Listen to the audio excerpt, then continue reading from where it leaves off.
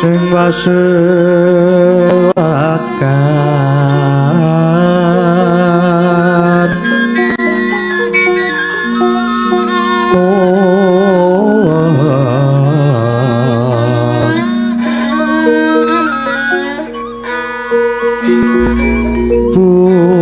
busana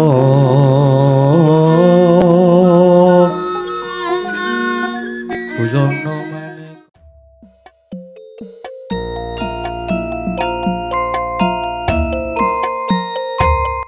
Bismillahirrahmanirrahim. Assalamualaikum warahmatullahi wabarakatuh. Saya ucapkan selamat datang kembali kepada seluruh teman-teman channel Garuda Perang Official dimanapun kalian berada ya. Saya doakan semoga semua teman-teman selalu dalam keadaan sehat walafiat, tidak kekurangan sesuatu apapun, dikabulkan semua doa-doanya dan dipanjangkan umurnya oleh Allah Subhanahu wa Ta'ala ya. Amin amin amin ya robbal alamin. Dan saya ucapkan selamat datang kepada teman-teman yang baru saja masuk ke channel Garuda Perang Official. Jangan lupa untuk subscribe ya teman-teman, supaya teman-teman tidak ketinggalan video-video terbaru dari channel Garuda Perang Official. Oke, jadi hari ini saya akan melanjutkan untuk episode yang ke-15 ya teman-teman ya. Seperti apa keseruan ceritanya, kita langsung saja dengarkan bersama-sama ya teman-teman ya.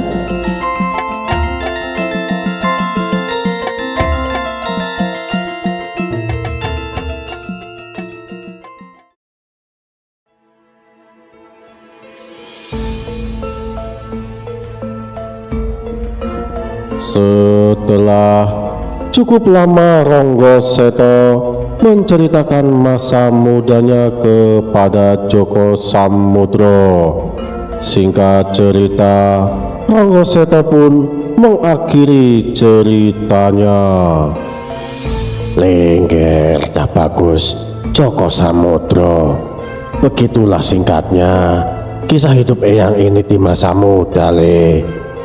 Banyak yang sudah Eyang alami, cuman Eyang tidak bisa menceritakan semuanya secara detail karena pasti bisa berhari-hari kalau mesti Eyang ceritakan semuanya le. Kamu ambillah pelajaran yang penting dari kisah hidup Eyang ini le. Yang baik boleh kamu tiru, sedangkan yang jelek jangan kamu ikuti le. Baik Eyang, aku sungguh tidak menduga loh Eyang, kalau ternyata masa muda Eyang itu sangat kelam Yang. Bahkan aku tidak pernah menduga sama sekali, karena selama ini saya lihat tuh Eyang tuh sangat ceria dan bahagia Eyang. Bahkan lebih banyak ketawanya daripada sedihnya Eyang. Aku juga turut berduka cita ya Eyang untuk musibah yang telah menimpa seluruh keluarga Eyang. Semoga mereka semua ditempatkan di surga ya Eyang. Terima kasih cah bagus untuk semua perhatianmu le. Tidak mengapa le, yang sudah terjadi ya sudahlah. Ini semua sudah suratan takdir dari para dewa le. Kita ini hanya wayang yang lakunya sudah diatur oleh para dewa le. Eyang, jujur saja saya itu sudah lama sekali ingin bertanya loh Eyang, cuman aku masih takut dan tidak ada keberanian waktu itu untuk bertanya kepada Eyang. Apakah aku ini masih punya ayah dan ibu toh Eyang? Mendapatkan pertanyaan itu, Ronggo Seto pun tersentak kaget. Dia tidak menyangka kalau Joko Samudro akan melontarkan pertanyaan seperti itu.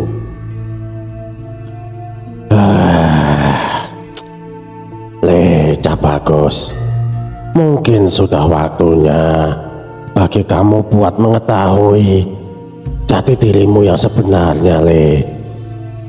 Sebenarnya Eyang juga sudah ada rencana untuk menceritakannya le. Cuman Eyang belum menemukan waktu yang tepat saja le. Karena kamu sudah mempertanyakannya, mungkin memang sudah waktunya bagimu untuk mengetahuinya le. Sekarang kamu dengarkan baik-baik cerita Eyang ini, Le. Namun, sebelum Eyang bercerita, kuatkan dulu hatimu agar kamu tidak kaget dan tidak terbawa emosi, Le. Jangan sampai kamu mengulangi kesalahan yang sama seperti Eyang dulu, Le. Baik, Eyang. Aku akan berusaha sebisa mungkin untuk mencerna baik-baik cerita Eyang. Ya, bagus, Le. Kisahmu ini diawali 13 tahun yang lalu, Le. Waktu itu aku bertemu dengan sosok emban tua, Le. Dia terluka sangat parah dan Eyang tidak mampu untuk menyelamatkan nyawanya, Le, karena dia sudah kehilangan banyak darah, Le. Sedangkan jasadnya Eyang kuburkan tepat di samping pintu goa tempat selama ini kita tinggal, Le. Namun sebelum dia wafat, dia bercerita sedikit tentang jati dirimu, Le, yang sebenarnya. Dan ternyata sebenarnya kamu ini adalah cucu dari Gusti Prabu Sanjaya, Le, raja dari kerajaan Galunggung. Sedangkan ibumu bernama Dewi Sekartaji.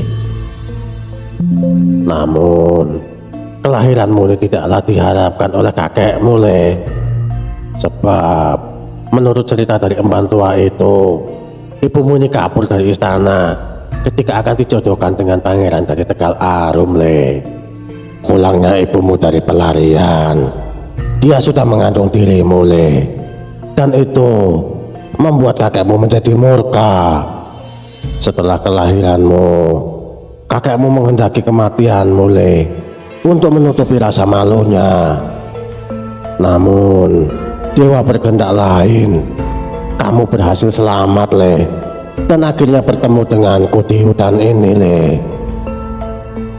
Lalu bagaimana dengan ayahku, Eyang? Apa Eyang tahu siapa dia dan di mana dia sekarang, Eyang? Sedangkan untuk ayahmu cukup misterius, Le. Eyang sudah mencoba berkali-kali untuk mencari informasi tentang ayahmu.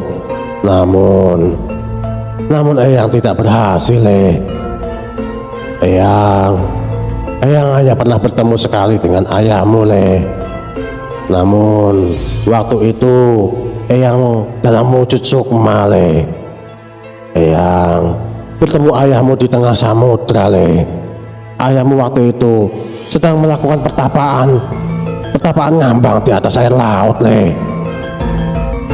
Yang pasti ayahmu ini adalah orang yang sangat hebat, Le. Bahkan Eyang merasa kesaktiannya jauh melampauiku, Le. Sebab ketika aku menemui ayahmu dalam wujud sukma, ada getaran yang membuat sukmaku merasa takut, Le. Hal ini tidak pernah aku rasakan ketika berhadapan dengan siapapun, Le.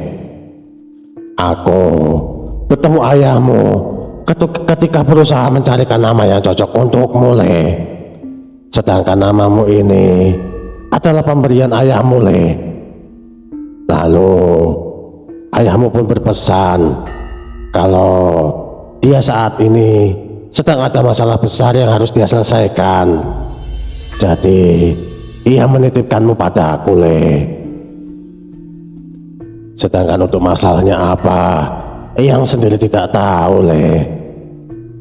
Namun dia berjanji padaku akan menemuimu ketika urusannya sudah selesai, Le. Maaf, Eyang.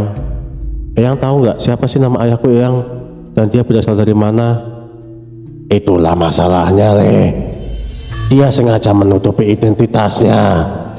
Namun aku tahu dia melakukan itu untuk melindungimu, Le, agar terhindar dari bahaya. Lalu Eyang, apakah kedua orang tuaku itu tidak rindu padaku, Eyang? Apa mereka tidak mengharapkan keberadaanku juga, Eyang? Nyatanya sampai hari ini sudah terhitung 13 tahun, mereka belum ada yang menemuiku, Eyang. Cah bagus, kamu salah kalau berpikir seperti itu, Le. kedua orang tuamu begitu menyayangimu. Hanya saja keadaan yang memaksa mereka hingga tidak bisa untuk menemuimu dulu sementara waktu, Le. Untuk ibumu mungkin tidak tahu kalau kamu sementara ini masih hidup, Le, dan sudah sebesar ini, Le. Itu karena dia mengira kamu sudah dibunuh oleh prajurit kerajaan suruhan kakekmu itu, Le. Sedangkan ayahmu, aku tidak tahu apa yang sebenarnya sedang dia alami, Le. Namun firasatku mengatakan kalau ayahmu ini bukanlah dari bangsa manusia seperti kita, Le. Hah? Bukan dari bangsa manusia, Eyang? Maksudnya bagaimana? Apakah ayahku ini bangsa siluman, Eyang? Itu hanya tebakanku saja, Le. Sebab darahmu tidaklah berwarna merah, Le. Meski tubuhmu telah bercampur dengan bunga Tirtobagaskoro, seharusnya itu tidak merubah warna darahmu, Le. Namun ketika kamu menyembuhkan Prabu Tatsaka dari racun apinya, Eyang melihat darahmu berwarna hijau, Le. Ditambah Ratu Ular Antaga memberimu sisi ular naga asli. Aku merasa dia sudah mengetahui siapa jati dirimu yang sebenarnya, Le. Jujur saja, Eyang, aku belum mengerti dengan apa yang Eyang katakan. Bisa Eyang ulangi lagi? Maksudnya coba Eyang jelaskan lebih detail lagi, Eyang. Ini semua juga hanya dugaanku saja, Le. Belum tentu benar. Eyang tidak berani menyimpulkannya sendiri, Le. Lalu kalau menurut Eyang bagaimana, Eyang? Aku berjanji akan menerima apapun takdir yang akan aku terima, Eyang, dan tidak akan menyesalinya, Eyang. Gimana ya, Le? Baiklah, Le. Menurut Eyang, ayahmu ini adalah seorang dewa, Le. Hanya saja dewa dari kalangan para binatang, Le, yaitu dewa naga dari penguasa samudra, Le. Dan ayahmu saat ini dalam situasi perebutan kekuasaan, Le, untuk menentukan pewaris tahta selanjutnya. Tapi itu juga masih dugaan Eyang, Le. Kamu jangan terlalu percaya dengan perkataan Eyang ini. Ini hanya dugaan Eyang semata, Le. Mendengar perkataan Eyangnya, terkejutlah Joko Samudro. Dia tidak menduga kalau identitasnya begitu rumit. Kalau memang seperti itu, Eyang, aku ini masihlah manusia atau siluman, Eyang? Kamu masihlah manusia, Le. Hanya saja bakat dan energimu jauh melebihi kemampuan manusia pada umumnya. Bisa dikatakan dirimu ini setengah dewa, Le. Dan Eyang mempunyai firasat, Le, kelak kamu akan mencapai tingkatan dewa di usia yang masih muda, Le, dan akan menjadi seorang raja besar yang memimpin para manusia, Le. Mendengar ucapan Eyangnya, terdiamlah Joko Samudro untuk berusaha mencerna apa sebenarnya maksud dari Eyangnya, karena Joko Samudro masih belum mengerti sepenuhnya. Eyang, apakah aku boleh untuk mencari keberadaan ibuku, Eyang? Aku ingin menemuinya, Eyang.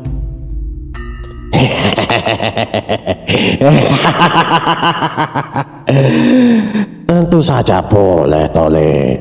Tapi tunggulah ketika usiamu telah genap 17 tahun, Le. Ketika energi tenaga dalammu telah berada dalam tingkat lanjut. Meskipun batu dewa telah menunjukkan warna biru, namun itu bukanlah tingkatanmu yang sebenarnya, Le. Bisa dikatakan dirimu masih di tingkat menengah, namun tidak jauh dari tingkat lanjut, Le. Tiba-tiba ketika guru dan murid itu sedang asik mengobrol, datang 3 sosok makhluk dari kejauhan mendekat ke arah mereka. Tidak lain, mereka adalah Maung, Sukali, dan Raja Wali. Walah Mbah Ronggo, sampeyan di sini toh Mbah. Selamat toh panjenengan toh Mbah. Saya kira si Mbah ini tidak bisa keluar dari runtuhan goa itu Mbah. Kami bertiga sudah berusaha mencari jalan untuk masuk, tapi semua jalan tertutup.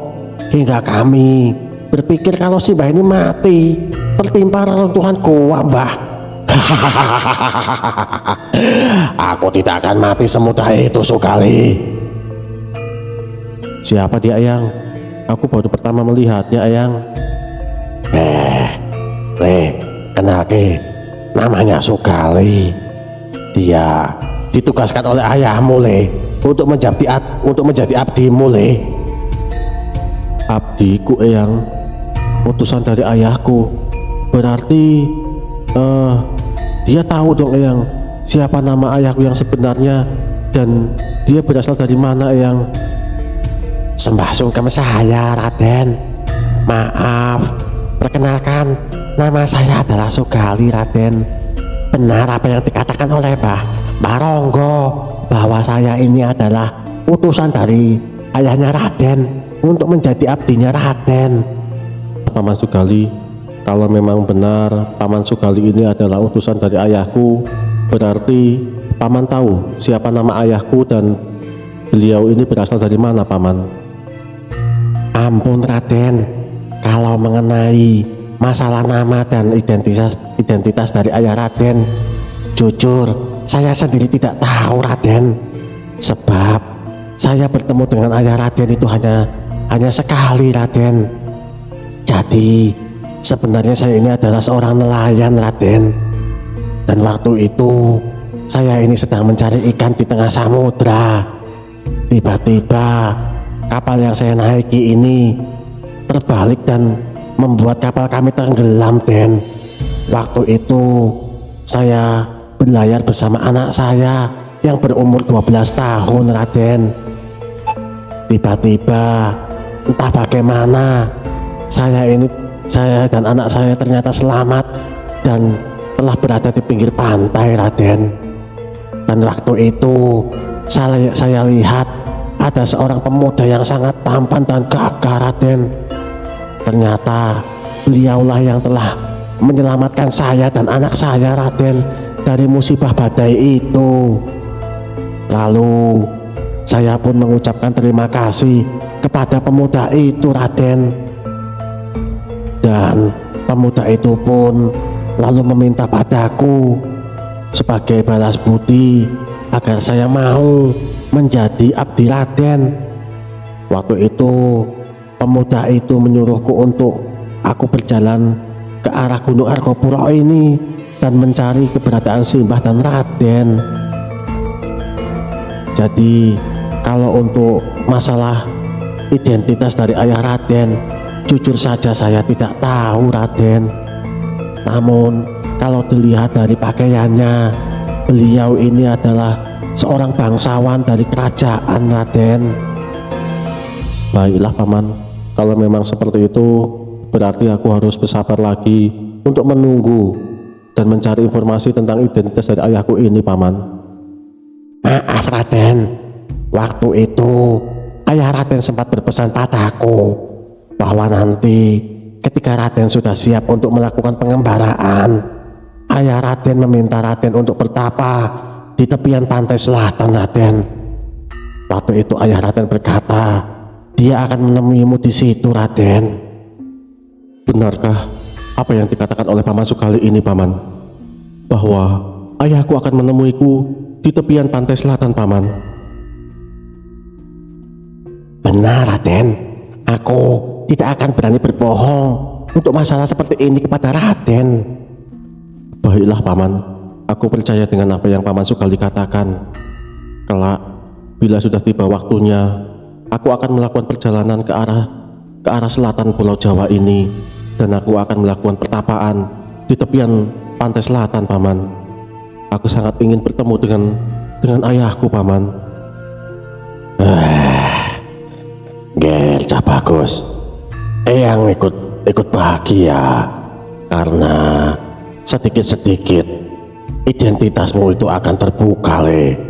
Dan nanti Eyang sangat yakin itu akan menjadi pertolongan yang sangat besar untukmu, Le, supaya jalanmu itu akan dimudahkan dalam menjadi seorang raja yang berkuasa di Pulau Jawa ini, Le.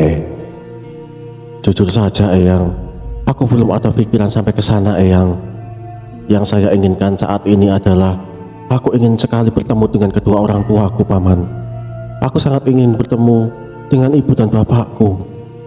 Aku semenjak kecil belum pernah merasakan kasih sayang mereka berdua. Sejak kecil aku hanya mengenal Eyang, Maung, Raja Wali, dan Kak Niken. Sedangkan Kak Niken sendiri sudah bertahun-tahun tidak pernah kembali ke sini. Entah bagaimana kabarnya sekarang, Eyang. Apakah selama bertahun-tahun ini Eyang juga tidak mendengar kabar dari Kak Niken, Eyang? Sekarang dia berada di mana, Eyang?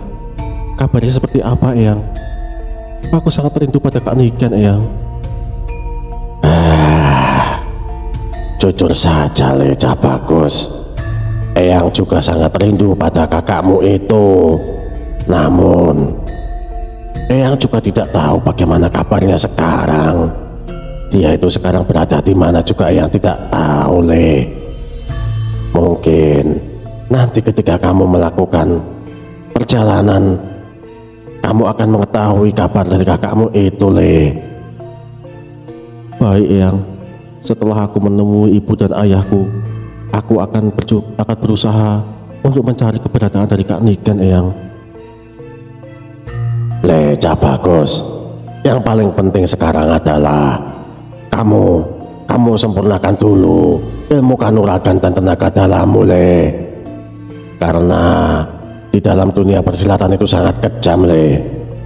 Tidak memandang muda ataupun tua, tidak memandang lemah ataupun kuat.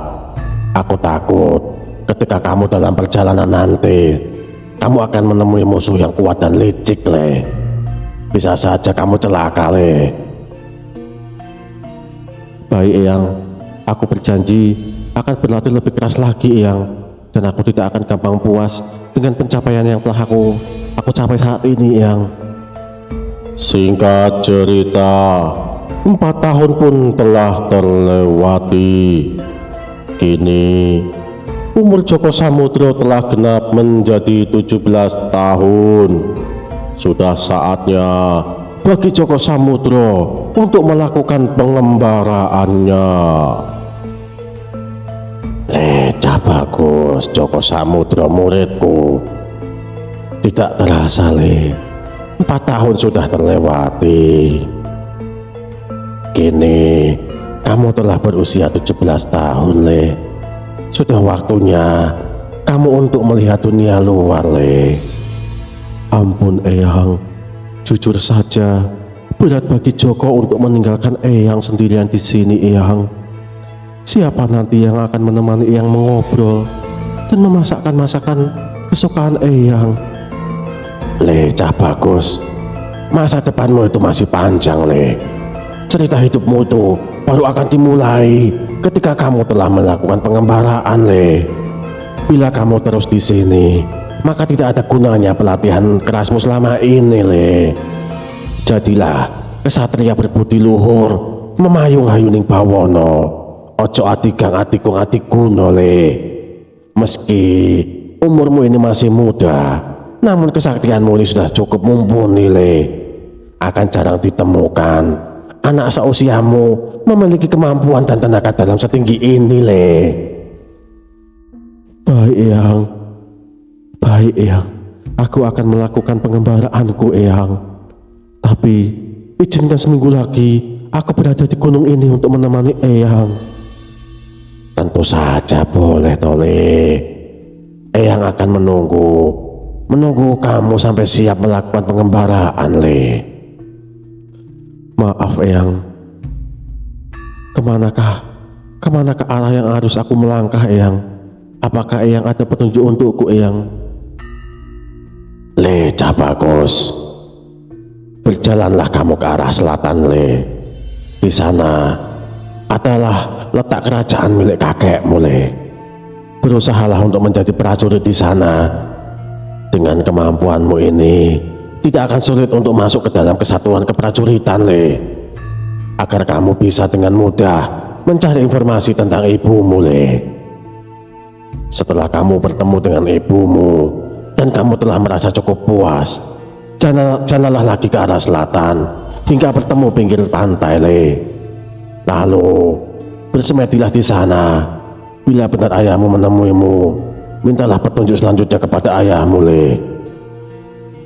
Setelah itu, Eyang ada satu permintaan untukmu, Le. Karena Eyang sudah terikat janji dan tidak diperbolehkan lagi ikut campur dalam dunia persilatan, Le. Eyang memintamu untuk mencari kakak seperguruanmu, Le. Apa, Eyang? Kakak seperguruan? Jadi aku punya kakak, Eyang? Di mana dia sekarang, Eyang? Dan namanya siapa, Eyang? Dengar baik-baik, Le. Kakak seperguruanmu ini kuranglah baik, Le. Wataknya sangat buruk dan dia memiliki ambisi yang sangat besar, Le. Namanya adalah Gozali Seto, Le. Aku pernah mendidiknya sekitar 10 tahun, Le. Waktu itu dia aku selamatkan ketika berumur 7 tahun, Le. Seluruh keluarganya dibunuh oleh para perampok. Namun ternyata wataknya sangatlah buruk. Ketika di depanku, dia begitu sopan dan hormat. Namun siapa sangka dia begitu kejam dan tega. Dia meracuniku dan maung, Le. Dengan daging kelinci yang sudah ia beri racun. Tujuannya tidak lain adalah ingin merebut pedang iblis hitam ini, Le. Dia berniat untuk memintanya dengan cara paksa, Le. Sebab dia sudah berkali-kali memohon dan meminta padaku, namun tidak aku berikan, Le. Sebab aku tahu di dalam hatinya banyak kebencian dan balas dendam, Le. Aku takut bila pedang hitam iblis ini aku berikan padanya akan menjadi malapetaka yang sangat luar biasa di dunia persilatan, Le. Dan pastinya itu akan berdampak padaku juga, Le. Karena aku juga harus menanggung dosa-dosa dari yang telah ia perbuat, Le. Lalu, Eyang, setelah itu apa yang terjadi, Eyang? Setelah dia meracuniku, dia pun segera mengikatku dan maung, Le. Dan berusaha untuk memaksaku memberikan pedang itu. Dia mengancam tidak akan memberikan penawar racunnya dan akan membunuh maung, Le, bila aku tidak memberikan pedang itu padanya. Namun yang dia tidak ketahui, Le, kalau Eyang ini juga ahli racun dan pengobatan, Le. Untuk mengelabuinya, Eyang mengajukan sebuah syarat padanya, Le, agar dia keluar dari dalam goa dan memberikan waktu padaku dan mau untuk memulihkan diri, Le. Syarat apa itu, Eyang? Eyang memintanya untuk mencari sebuah tanduk rusa yang mati dengan sendirinya, Le, untuk ditukar dengan pedang hitam iblis, Le. Tidak disangka dia pun menyanggupinya, Le. Lalu apa yang terjadi berikutnya, Eyang? Setelah ia keluar dari goa dengan sisa-sisa tenaga dalam Eyang pun mengeluarkan beberapa ramuan obat dari saku Eyang, Le. Lalu aku telan mentah-mentah ramuan obat tersebut. Setelah masuk ke dalam perut, barulah aku olah dengan energi tenaga dalam, Le. Dan Eyang sangat bersyukur semua berjalan dengan lancar, Le, sesuai yang Eyang harapkan. Semua racun telah Eyang netralkan, Le, dan energiku pun telah pulih sepenuhnya. Ronggo Seto pun terdiam ia mengenang kembali masa lalu ketika dia dikhianati oleh muridnya sendiri. Terlihat wajahnya sedih dan ada rasa kecewa. Lanjutkan Eyang ceritanya. Apa yang Eyang lakukan setelah pulih Eyang? Aku segera melepas ikatan tanganku Le, dan meracik obat untuk Maung. Namun belum sempat aku berikan ramuannya kepada Maung, Kujali Seto telah kembali Le. Namun yang ia bawa bukanlah tanduk rusa yang mati dengan sendirinya Le, namun rusa yang ia bunuh Le. Terlihat masih ada tetesan darah dari pangkal tanduknya itu. Dia pun terlihat bingung dan marah melihat Eyang sudah pulih Le. Lalu dia pun berusaha menyerang Eyang. Lalu Eyang arahkan sebuah pukulan telak dan mengenai dadanya Le. Ia pun tersungkur dan muntah darah Le. Lalu ia pun meminta ampun pada Eyang agar dia tidak dibunuh. Mengingat dia adalah muridku, aku pun melepaskannya Le. Setelah beberapa tahun, Eyang baru mendengar kini dia telah menjadi seorang pimpinan perampok dan memimpin ratusan orang Le. Sepak terjangnya sungguh meresahkan Le. Maaf Eyang, dimanakah kakang Kujali Seto bersemayam Eyang? Aku akan berusaha sekuat tenaga untuk menyadarkannya Eyang. Le, Cah Bagus, kakangmu ini lumayan berbakat Le. Ketika dia pergi dari sini, dari tenaga dalamnya sudah tingkat lanjut level awal Le. Sama seperti kamu saat ini. Dan karena sudah bertahun-tahun, Eyang yakin dia sudah mencapai di puncak tingkat lanjut Le. Kamu harus berhati-hati ketika berurusan dengannya Le. Dia itu sangat licik Le. Baik Eyang, aku akan berhati-hati ketika menghadapi kakang Kujali Seto Eyang. Lalu apakah Eyang ada petunjuk untuk menghadapi kakang Kujali Seto ini Eyang? Kalau kamu bertemu dengannya, bujuklah dia untuk kembali ke jalan yang benar Le. Namun bila tidak bisa diingatkan, maka kamu boleh membunuhnya Le. Kakangmu ini hampir menguasai semua ilmu yang Eyang miliki Le. Sama persis sepertimu Le. Hanya saja dia jauh lebih berpengalaman Le, karena sudah berlatih cukup lama. Kalau kamu merasa kesulitan ketika menghadapi kakakmu ini, gunakanlah pusaka pemberian dari Prabu Tatsaka Le untuk melarikan diri. Kaburlah ke dalam bumi Le. Dia tidak akan bisa mengejarmu. Namun bila kamu mampu menghadapinya, maka hadapilah sekuat tenaga Le. Lalu Eyang, apakah ada petunjuk dari Eyang agar aku bisa dengan mudah mengalahkan kakang Kujali Seto Eyang? Kakangmu ini bisa kamu kalahkan bila kamu bisa menusuk telapak kakinya Le dengan sebuah bambu kuning Le. Maka semua ilmu kesaktiannya akan hilang Le. Setelah berbincang cukup lama, Ronggo Seto pun mengeluarkan sebuah pedang dari dalam dahinya. Pedang yang mengeluarkan aura yang sangat mengerikan. Dari dalam pedang itu terlihat asap hitam yang mengelilinginya. Le, Cah Bagus, pedang inilah yang diinginkan oleh kakak seperguruanmu itu Le. Pedang ini juga yang telah membuat diriku kehilangan jati diriku Le. Sementara waktu, Eyang akan simpan dulu pedang ini Le. Kelak bila kamu telah mencapai tingkat tinggi, baru Eyang akan berikan kepadamu Le. Baik Eyang, aku mengerti apa yang Eyang maksud. Lalu apakah aku bisa mulai berlatih ilmu Rogo Sewu Eyang? Belum Le. kamu belum waktunya mempelajari ilmu ini, Le. Sebab butuh energi tenaga dalam tingkat tinggi atau tingkat dewa, Le.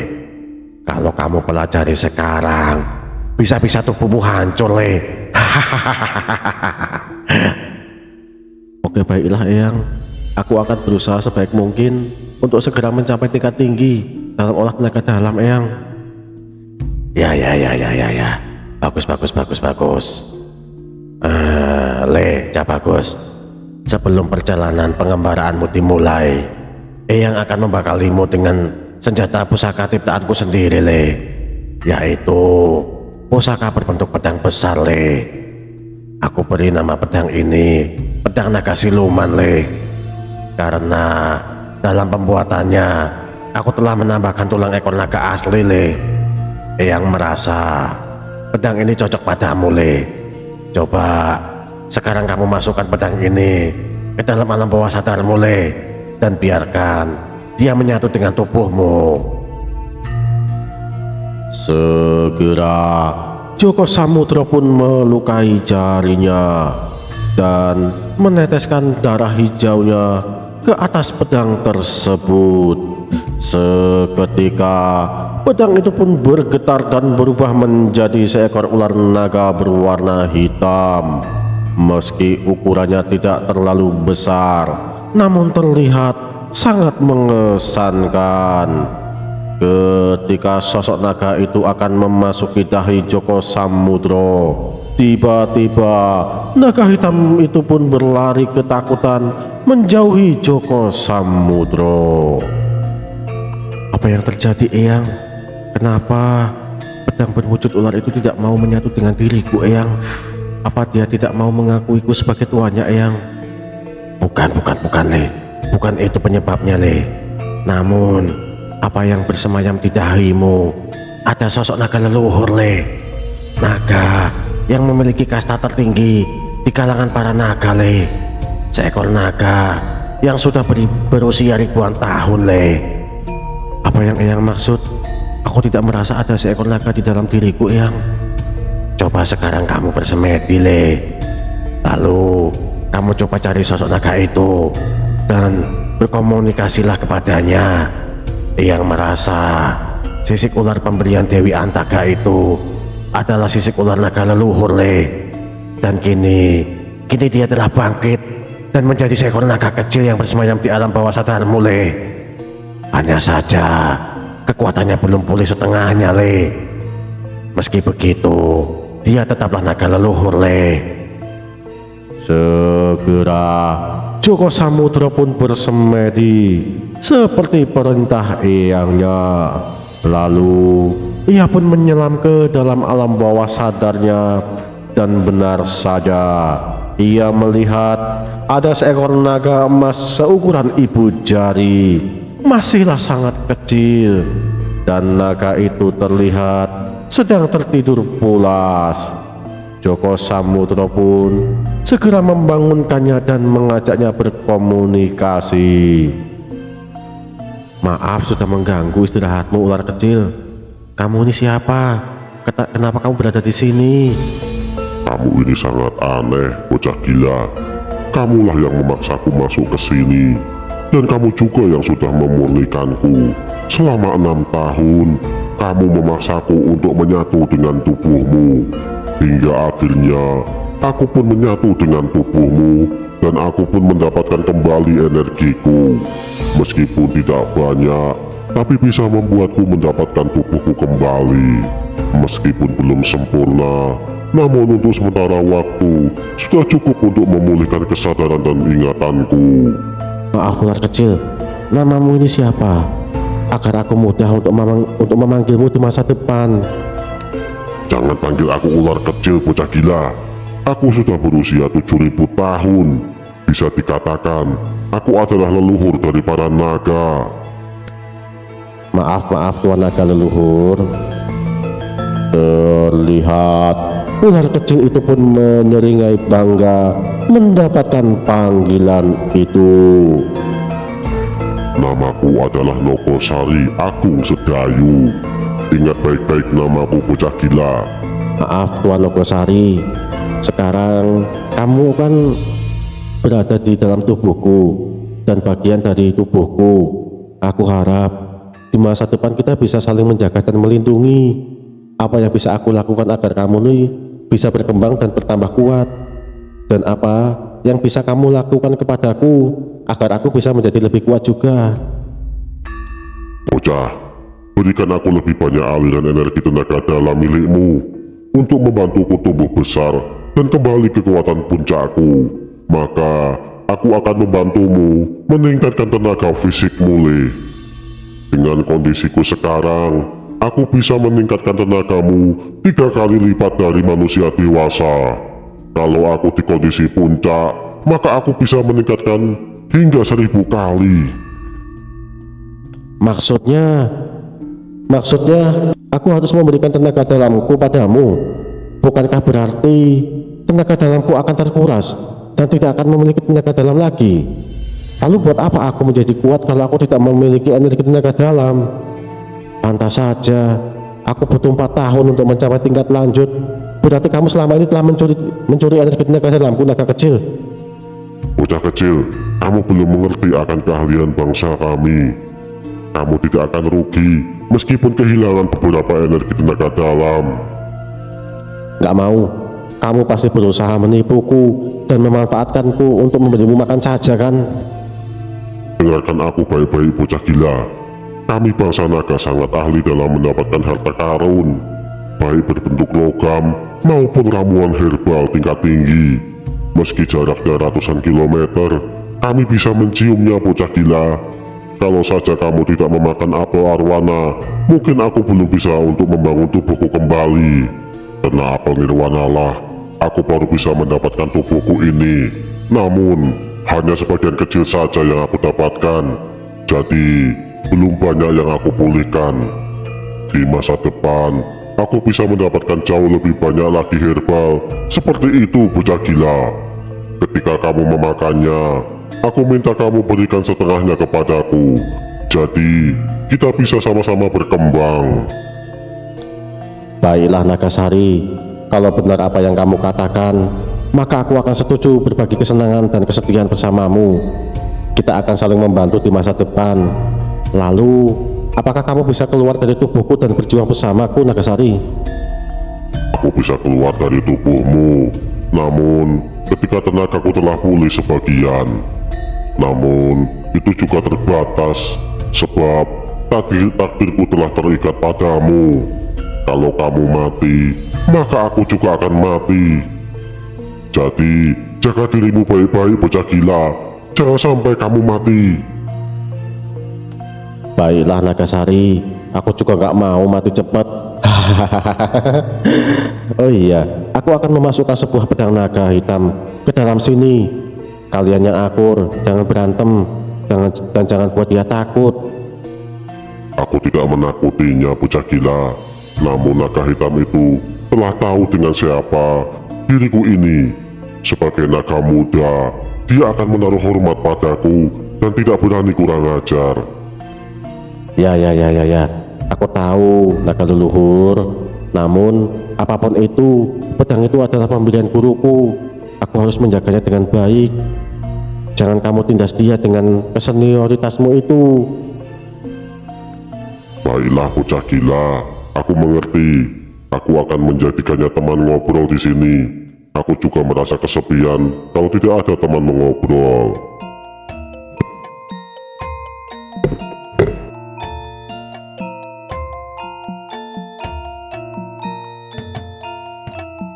Bismillahirrahmanirrahim. Assalamualaikum warahmatullahi wabarakatuh. Saya akhiri video hari ini sampai di sini dulu ya teman-teman ya. Saya ucapkan selamat datang kepada teman-teman yang baru datang. Jangan lupa untuk subscribe ya, supaya teman-teman tidak ketinggalan video-video terbaru dari channel Garuda Perang Official ya. Bila ada kritik dan saran atau ada ide-ide ke depannya itu akan seperti apa alur ceritanya, boleh teman-teman tambahkan di kolom komentar ya. Bagi yang terpilih idenya atau saya bawakan, nanti akan ada sedikit kenang-kenangan ya, atau merchandise dari saya, sebuah kaos ya. Oke, Saya akhiri cukup sampai di sini saja. Wabillahi taufiq wal hidayah. Assalamualaikum warahmatullahi wabarakatuh.